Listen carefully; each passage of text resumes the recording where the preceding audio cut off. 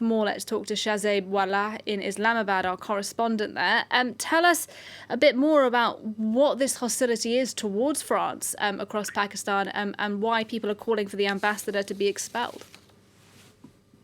Well, actually, this current hostility is linked to what happened in November last year when the French President Emmanuel Macron supported the right to caricature after the murder of Professor Samuel Paty. This same Islamic Party that's carrying out the protest right now also at that point of time carried out a very big protest outside the country's capital, Islamabad.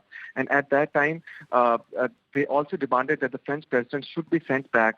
And what happened was that in November last year, the government signed a deal with them, saying that the government will send back the French president, will send back the French ambassador, in the next month. So a deadline for 20th of April 2021 was agreed between the protesters back then and the government. And afterwards, the government actually, anticipating international backlash, didn't do anything. And then in the start of April this year, the protesters again started to put pressure to expel the French ambassador on the government. So what the government did was on 12th of April, they arrested the head of this Islamic radical party, Tehreek-e-Labbaik, Saad Rizvi.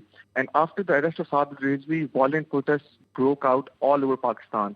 And these protests have been going on for the past 8 days now. 5 police officers have been killed, 6 protesters have been killed, and more than 1,000 people have been injured.